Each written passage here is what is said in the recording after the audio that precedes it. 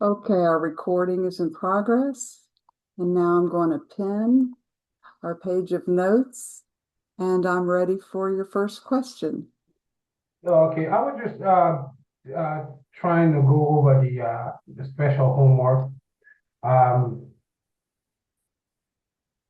so which was this number one in administration? Make sure. Okay, so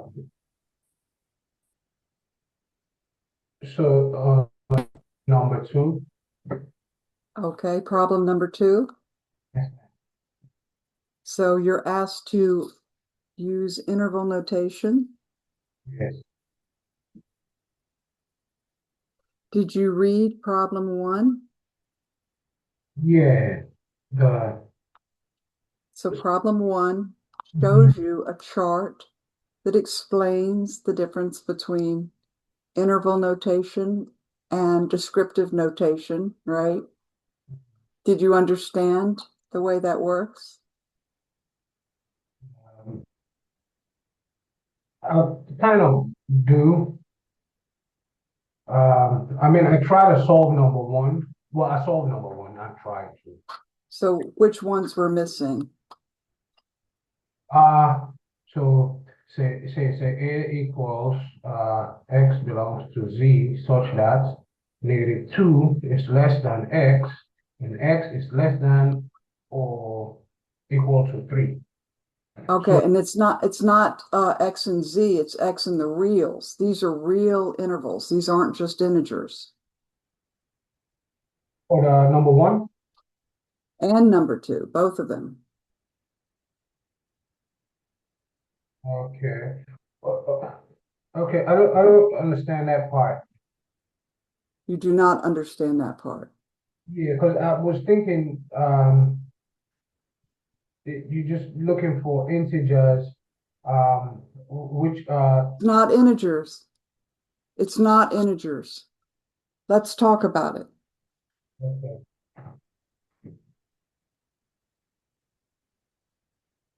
Okay, so we have interval notation.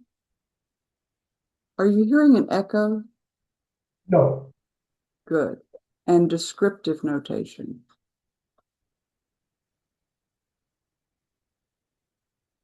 So for example, the interval from A to B, where you need to understand A and B are real numbers, okay? And A is less than or equal to B. So for example, if we draw this interval, we have A, we have B, this is the real number line, and there's an open hole at A and an open hole at B, because these soft brackets mean don't include A and don't include B either. But everything that's strictly in between A and B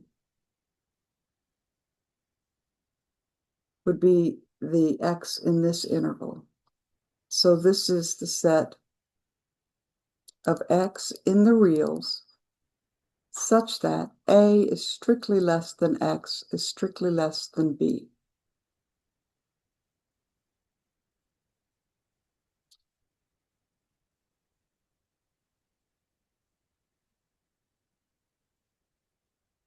Okay.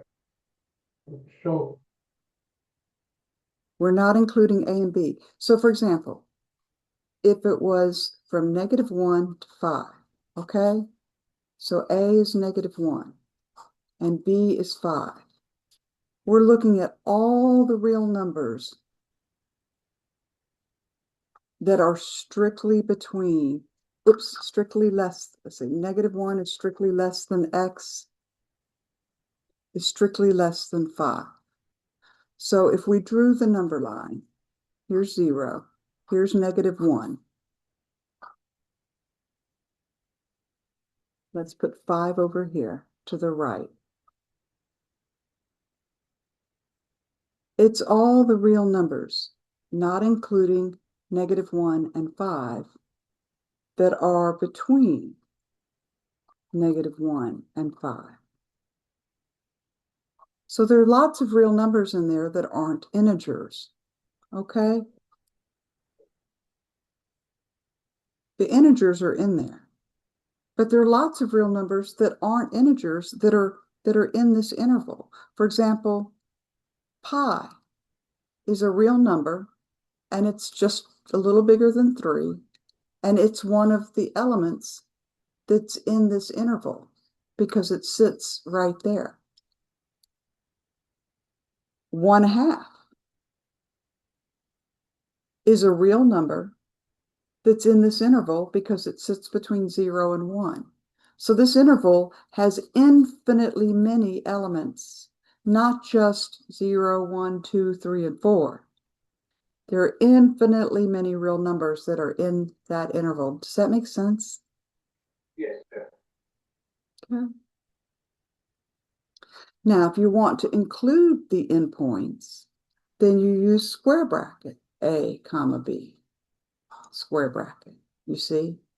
Yeah. And we're talking about X in the reals such that A is less than or equal to X is less than or equal to B.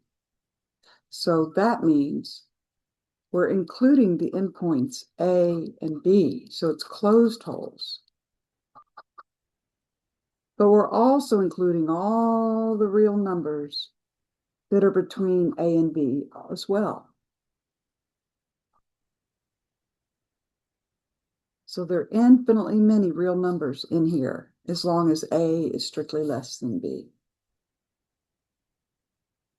Sometimes we want to include one endpoint but not the other. So square bracket A, comma, B, right parentheses means we're going to include A. We're going to include everything bigger than A that's less than B. We are not including B. So this is X in the reals, such that A is less than or equal to X is strictly less than B. That's descriptive notation. But if you drew a picture,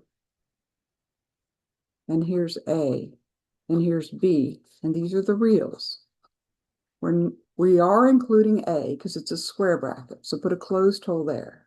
So X could equal A, but X cannot equal B because that's a soft parentheses. That means don't include B as a possible value for A. But everything between A and B is in the set that's indicated with that. You see what I mean? Yes, yes. Okay, so now do you understand? Yeah, yeah. So, I guess, when I was, referring to integers, it was, number 1. No, none of these are integers. Number 1 We're is not? no, look, let me share my screen.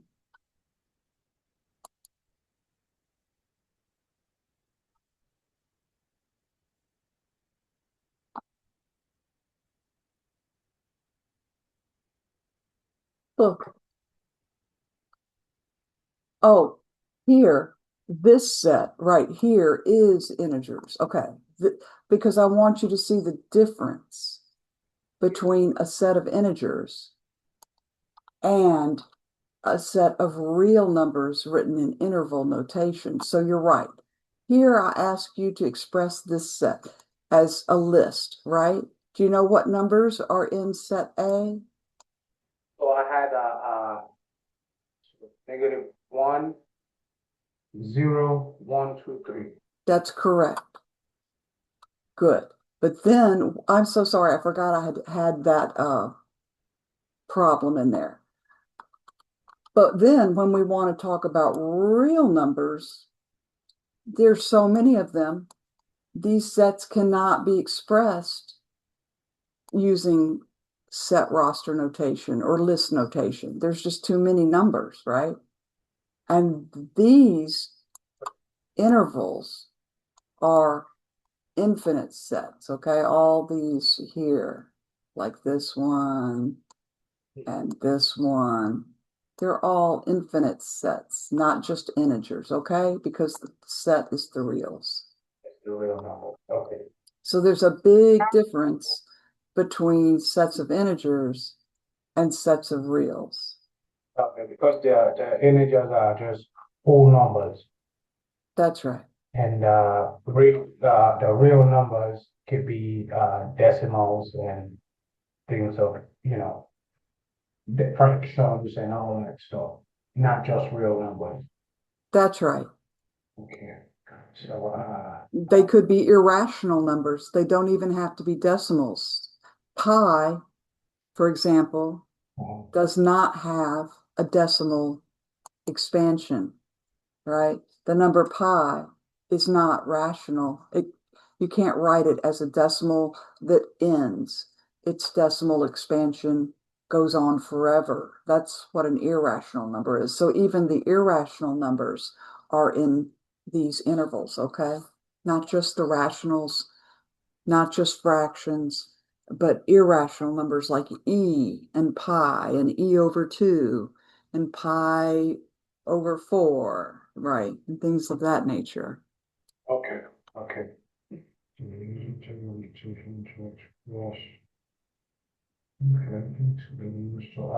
So, interval notation. Okay, so this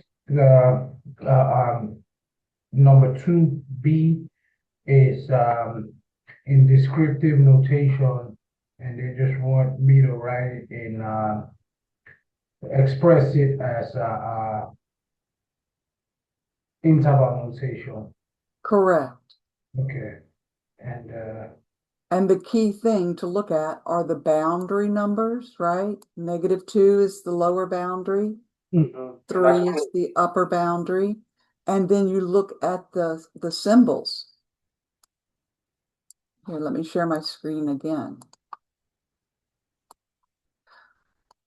So when you're looking at 2B, you look at the boundary numbers, -2 and 3. But then you look at the inequality symbols. You see this inequality symbol is less than or equal to. And so is the second one, right? So that means we're going to use square brackets on both ends, right? right, Right. because -2 is included and 3 is included as well. Correct. Okay, okay. But it's a little different in C because what's included and what's not included in Well, the set. yeah, the 5 is and the 10 isn't. Correct. So you would go up here and you would use some notation like that, right? Okay, See, soft parentheses means we're not including the endpoint, but the square bracket means we are including the endpoint, you see.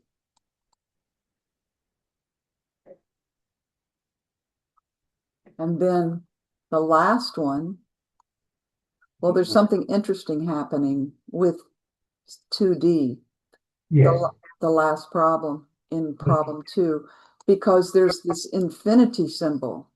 right, And infinity is not actually a number, it's just an idea. It's an idea that we keep on going to the right forever. So you never, ever use a square bracket with infinity because infinity is not a number that we can include as an endpoint. We always use soft brackets with infinity, and we also always use soft brackets with negative infinity because these are not numbers, they are ideas. Does that help? yeah. So then I was looking now at this what was it, the D one, and then so X belongs to R such that 50 is less than or equal to X, and then I don't know how to express the infinity part. Okay, let's go up and look. Do you see how this is that sort of thing where when we have, it's 50 is not included, right? But we take all the numbers to the right of 50, all the numbers that are bigger than 50. If you notice in part A, I said there are two missing definitions. Well, one of the definitions that's missing is when there's a soft bracket here. We're missing that definition. Let me show you. So some of the missing definitions, there are two that are missing. One of them would look like this: soft parentheses A, comma, infinity. And this is the X in the reals such that X is strictly greater than A. See, that's one of the ones that's missing.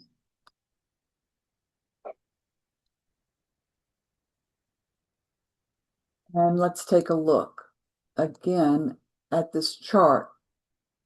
You see how we have the definition square bracket A to infinity, like we have this one. Yeah. But that's including the A, see? A is included. Okay. But in this problem, 50 is not included because it's a soft parentheses, right? Right. So one of the missing definitions is soft parentheses A to infinity. There's another missing definition. Take a look at this definition. This says every X that's strictly less than B, right? X is strictly less than B. But it's possible that we might want to include the B, right? So the other missing definition is negative infinity to B, but include the B with a square bracket. So these are the two that are missing. This is X is less than or equal to B. Because negative infinity means we're going to the left, but we're going to include the possibility of having X equal B also. Okay. And I didn't give you a problem like that in these problems in number 2. I couldn't give you everything, so I tried to pick a little assortment.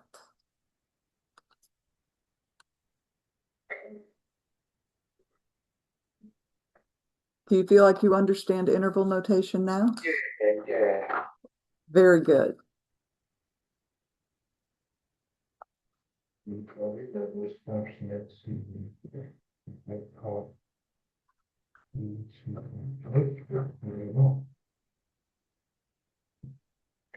Truth tables.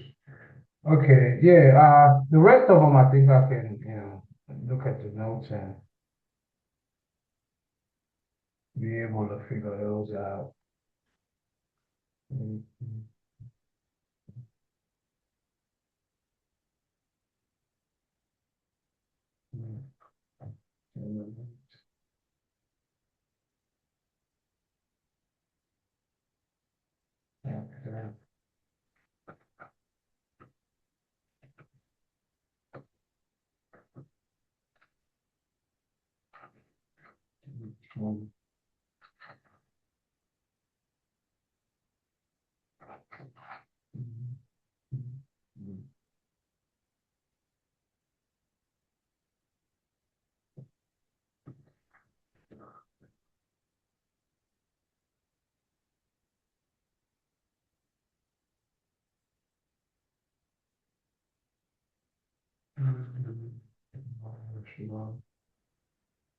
Okay.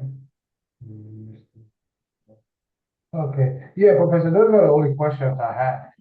This, Really? So you're okay with problem number 2, subset of, proper subset of, problem number 3, the next problem, it's page 2, where I ask you some true false questions about A, B, and C. You're okay with them? Oh, look, I don't even use B here. That's funny. And then we talk about the empty set a little bit, and then there's the game that we played in class, element of versus subset of. We played a game like that in class. And then here's a more constructive kind of problem with sets, number 6, where you build your own sets, A, B, and C. And then 7 is about predicates and statements or neither. And then 8 is about using De Morgan's laws to negate an and statement or negate an or statement or negate a statement that has both an and an or. You have to be careful there. And then there's make a truth table and determine if these 2 statement forms are logically equivalent. So you're okay with those? Yeah. You can see the class notes. We covered all this in class. Mhm. Okay, great. Well, Yeah. thank you so much for coming to office hours. Do you have any other questions? I'll still be here until 8 o'clock, so Okay. I'll just pause the recording until somebody else comes. Okay. Well, thank you, Professor. Thank you for playing. I'll see you in class tomorrow. Okay, thanks. Bye. Well, folks, nobody else has come into the office hour. It's 7:50 p.m. and it's been a long day. I'm going to assume that everyone who wanted to come did come. I will be around tomorrow afternoon. A little earlier in the afternoon is probably better. So if you want to try to meet with me, I'll know more about my schedule once I get to campus tomorrow. So you could meet me in my office tomorrow. We'll also be having an office hour on Wednesday night as usual. So I just wanted to get your questions answered before before this special homework was due. So I'm assuming that if you wanted to come, you could have done. We'll see you soon. Thanks for playing.